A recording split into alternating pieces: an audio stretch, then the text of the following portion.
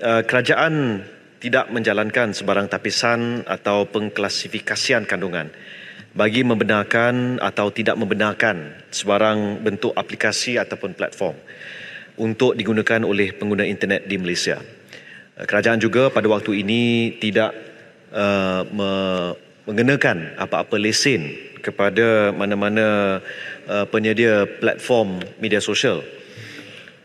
Dan ini merangkumi platform ataupun aplikasi permesejan segera seperti WhatsApp, WeChat, MeChat dan sebagainya. Walau bagaimanapun, bagi aplikasi yang secara jelas melanggar peruntukan undang-undang yang seperti membuat penipuan, penyamaran dan sebagainya, tindakan sewajarnya boleh diambil termasuk dengan menyekat aplikasi berkenaan daripada diguna oleh pengguna di Malaysia. Dalam aspek ini, pihak kerajaan berpandangan bahawa sesebuah platform itu sekiranya digunakan dengan positif, insya-Allah hasilnya adalah positif.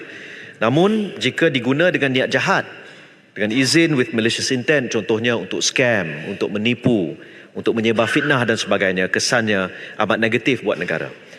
Tindakan-tindakan pengkuasaan yang dijalankan oleh pihak kerajaan adalah berasaskan aduan daripada masyarakat awam serta pihak yang terkesan berlandaskan lunas perundangan sedia ada. Sekiranya terdapat mana-mana pihak ataupun individu melakukan sebarang bentuk tindak tanduk atau memuat naik kandungan yang melanggar peruntukan undang-undang sedia ada, tindakan penguatkuasaan boleh diambil terhadap pihak atau individu yang berkenaan. Bukanlah kepada platform yang menjadi platform perkongsian kandungan ataupun maklumat. Sekian, terima kasih. Yang berhormat, soalan tambahan. Terima kasih Datuk Speaker dan terima kasih Menteri untuk beri jawapan. Saya rasa kalau kita sentuh berkaitan dengan social media, ia sentiasa menjadi isu hangat.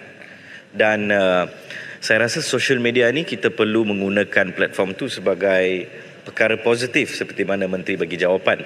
Dan kalau kita tengok pengaruh social media ni, saya rasa kumpulan yang besar adalah anak muda. Dan juga mereka ni menggunakan platform ni sebagai karya kreatif. Dan banyak usahawan muda menggunakan platform ni untuk mempromosikan peniaga seperti Boss James. Begitu juga dengan educational channels dengan izin, Space Dollar dan lain-lain.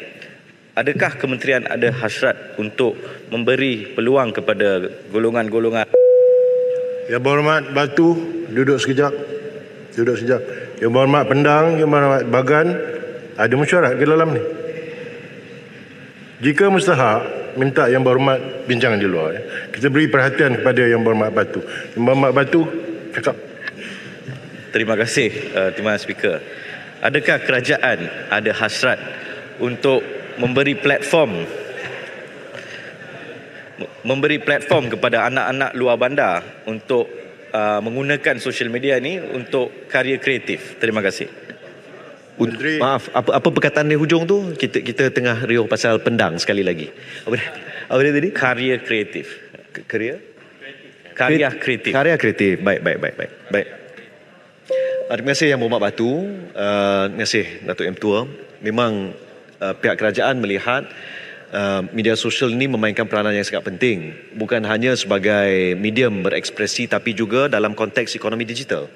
Ramai di kalangan anak-anak muda sekarang melakukan jualan secara online. Contohnya salah seorang usahawan muda ya, seperti Khairul Aming ya, yang telah merekodkan jumlah jualan sambal sahaja, sambal nyet itu sebanyak 21.5 juta untuk 2 tahun kebelakangan ini. Dan memang media sosial dengan izin has opportunity for us to do good. Tapi media sosial juga ada kemungkinan boleh disalahgunakan. Jadi dia seperti mana-mana aplikasi yang diwujudkan, baik buruknya bergantung kepada niat kita. Pihak kerajaan melalui Suruhanjaya Komunikasi dan Multimedia MCMC sebagai contoh mewujudkan pusat-pusat ekonomi digital. Terdapat lebih 911 di seluruh negara yang insya-Allah akan ditambah lagi. Dan pusat-pusat ekonomi digital ini boleh menjadi pemangkin ekonomi digital dengan kerjasama. Contohnya pihak kerajaan berhasrat untuk bekerjasama dengan pihak TikTok untuk lebih berusaha untuk mendapatkan lebih ramai anak muda terlibat dalam ekonomi digital menggunakan platform tersebut. Juga pelbagai platform yang lain seperti Shopee dan sebagainya. Jadi saya lihat peluang untuk kita memahami media sosial ini untuk kebaikan, untuk pembangunan ekonomi, ya, terutama ekonomi digital itu ada, dan saya harap Yang Berhormat Batu boleh bersama menjayakan hasrat murni kerajaan ini. Terima kasih. Keluang. Terima kasih Menteri. Soalan Gopeng. Yang Berhormat Tumpat. Terima kasih Ketua, terima kasih Menteri. Saya kira terdapat lebih kurang 4 kementerian yang terlibat dalam kes membabitkan cyber dan juga anak muda. Satu, Kementerian Pendidikan, Kementerian Pengawasan Wanita, Kementerian Dalam Negeri dan juga Kementerian Komunikasi.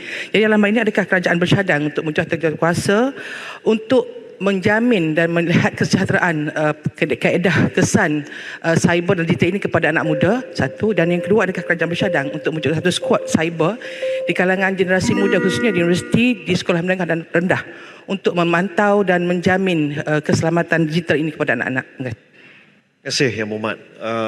Dalam aspek keselamatan cyber, memang bagi kementerian ini melalui pelbagai program, ya, dan aktiviti di bawah agensi-agensi seperti Suruhanjaya Komunikasi dan Multimedia serta Cyber Security Malaysia, ada diusahakan kempen-kempen kesedaran. Sebagai contoh, pada hari Sabtu yang lalu saya telah melancarkan jelajah anti-scam kebangsaan yang diusahakan bersama oleh Cyber Security Malaysia dan Celcom DG sebagai contoh, dan niatnya adalah untuk pergi menjelajah ke 6 negeri, meningkatkan kesedaran di khalayak umum tentang kepentingan kita berwaspada sewaktu kita menggunakan media sosial supaya kita tidak terjerumus, tidak tertipu dengan scammer.